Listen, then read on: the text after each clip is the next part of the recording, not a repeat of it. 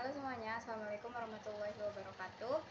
Perkenalkan, nama saya Rana Rohadatul Aisy dari mahasiswa program studi pendidikan biologi.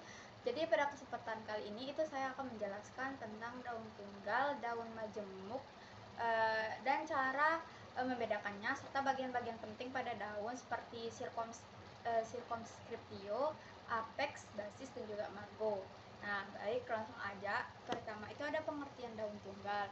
Jadi apa sih itu daun tunggal? Daun tunggal itu adalah satu helaian daun yang tumbuh pada satu tangkai. Nah, cirinya itu dia tidak memiliki anak daun. Helaian daunnya itu utuh dan tidak terbagi-bagi. Contohnya itu pada daun mangga, daun jambu, dan juga daun sirih. Kemudian pengertian daun majemuk. Daun majemuk itu adalah daun yang terdiri atas beberapa helaian anak daun atau foliolum. Itu menempel pada satu tangkai utama. Jadi cirinya itu helaian daunnya terbagi menjadi beberapa anak daun. Nah, masing-masing anak daun itu nempel pada satu tangkai utama yang disebut rakis. Contohnya itu daun kelor dan daun lamtoro. Jadi cara membedakan daun tunggal dan daun majemuk paling mudah itu dengan melihat jumlah helaian daun pada satu tangkai. Nah, kalau satu helaian daun kalau hanya ada satu helaian daun pada satu tangkai, itu berarti daunnya tunggal. Namun, jika terdapat lebih dari satu helaian anak daun pada satu tangkai utama atau rakisnya, berarti itu daun majemuk. Nah, selain itu, jika pada pangkal tangkai itu terdapat kuncup atau bunga, biasanya itu juga merupakan ciri dari daun tunggal. Kemudian ada bagian-bagian daun atau circumscriptio, itu bentuk daun. Jadi beberapa bentuk daun itu ada yang jorong, bulat, memanjang, atau lancet. Terus kemudian ada basis. Jadi basis itu adalah pangkal daun. Itu bisa berbentuk runcing, tumpul, atau juga membulat. Kemudian ada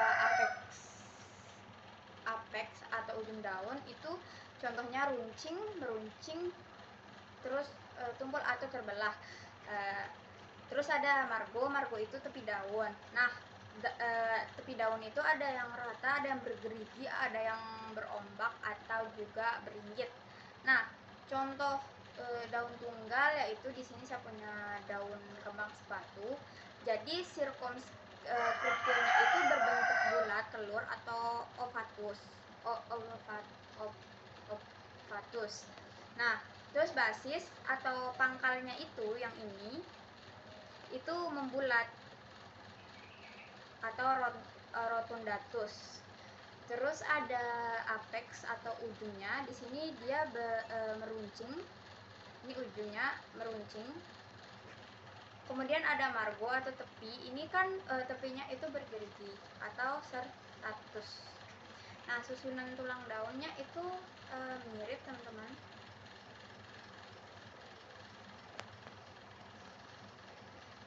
Kemudian ada contoh daun majemuk, itu daun belimbing wuluh. Nah, daun belimbing wuluh itu termasuk daun majemuk menirip ganjil karena memiliki anak daun yang susunannya itu berpasangan di sepanjang tangkai utama, dan juga diakhiri dengan satu anak daun di ujungnya itu. Jadi rakisnya itu berfungsi sebagai sumbu utama buat menempelnya anak-anak daun tersebut. Dan juga teman-teman, untuk untuk circumscriptionya itu sebenarnya dibedakan menjadi beberapa golongan. Kalau misalnya yang ujung daunnya lebih lebar, itu juga terbagi menjadi dalam beberapa bentuk. Kalau misal tengahnya yang tengah helaian daunnya yang lebar, itu juga dibagi menjadi beberapa bentuk. Kalau bawahnya juga itu terbagi menjadi beberapa bentuk, teman-teman. Nah, kalau misalnya dia di tengah-tengah, misal perbandingannya perbandingan lebar dan panjangnya itu 1:1, itu termasuk opatus atau membulat. Nah, kalau misalnya dia itu kalau misalnya dia bentuk perisai, itu biasanya tangkai daunnya itu enggak di pangkal daunnya, tapi ada di sini teman-teman, dia ada di tengah-tengah daunnya.